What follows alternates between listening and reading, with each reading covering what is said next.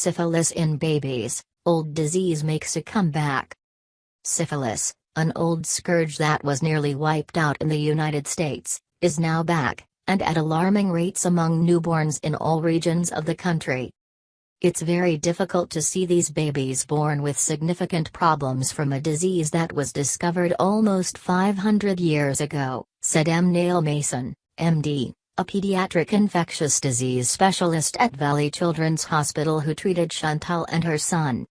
Rising rates.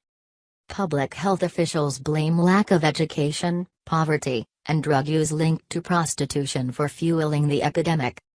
Between 2012 and 2015, the rate of congenital syphilis rose 46%, from 334 to 487 cases, according to data from the CDC. That's 12.4 cases per 100,000 live births, the highest numbers since 2001. Louisiana, 83.9 per 100,000 live births, California, 28.5, and Maryland, 25, had the highest rates among newborns in 2015. African American and Latino mothers were hardest hit, with 8% and 3.5% higher rates of the disease, respectively, compared with white mothers. These are epic proportions, and we are dealing with this new reality, said Benny Adeniji, MD, a maternal fetal medicine specialist at Valley Children's Hospital in Central California. Syphilis is highly contagious. It's caused by a bacteria and is spread through unprotected vaginal, anal, or oral sex. The disease can pass from an infected mother to her unborn child.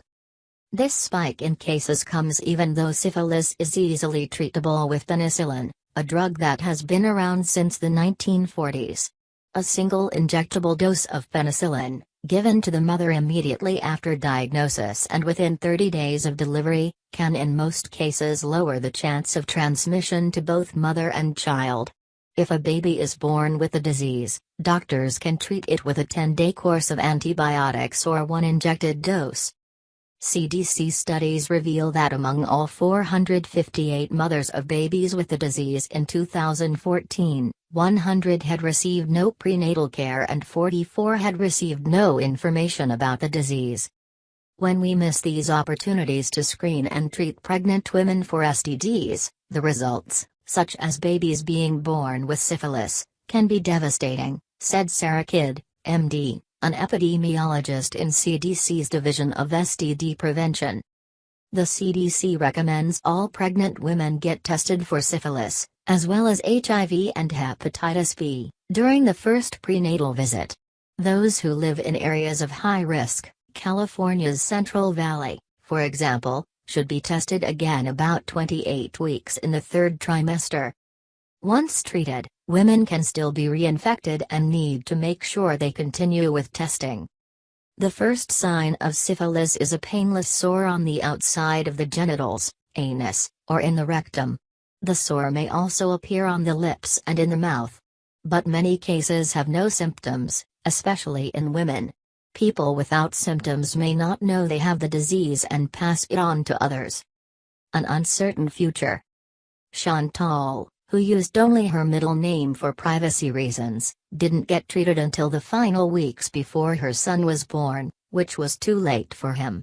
Antibiotic treatment can halt the disease, but it can't reverse the damage caused before birth. Without treatment, 40% of infected infants will be stillborn or die from the infection soon after birth, according to the CDC. Those who survive can have lifelong paralysis, hearing loss, blindness, profound skeletal deformities, and brain damage. Syphilis had almost disappeared in the United States by 2000.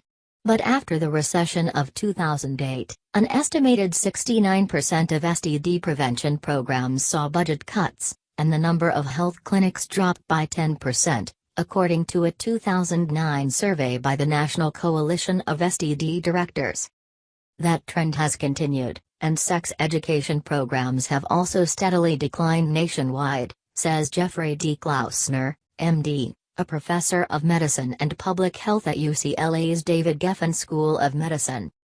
Because congenital syphilis is one of the most preventable conditions, it's the canary in the coal mine of our public health system, he said. With the current debate in Congress over whether to repeal Obamacare and the threat of leaving millions more Americans uninsured without access to prenatal care, Klausner says syphilis could make a comeback.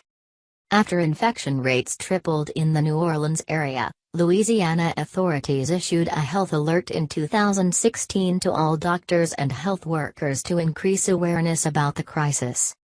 Some providers said, "Wow, we have never seen a case in 20 years, said Diane Gruber, director of the Infectious Diseases Bureau for the Louisiana Department of Health. With the help of the CDC, Louisiana has established 9 public health regions and active medical task forces. Preliminary numbers for 2016 appear to be going down, said Gruber. We are really hopeful for 2017. Nicholas Van Sickles, MD, an infectious disease specialist with the Tulane University School of Medicine, treats patients with HIV. About 1 in every 5 also tests positive for syphilis. In the Deep South, we have the highest rates of HIV new infections in the nation, and where HIV goes, syphilis goes, he said.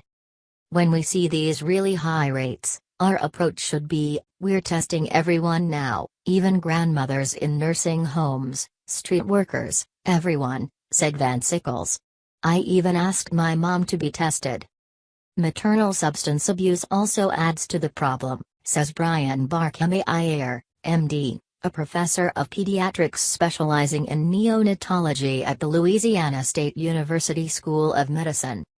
In California and Louisiana, public health officials are working aggressively to test for syphilis twice during pregnancy and to make sure infected women notify their partners so they, too, are treated.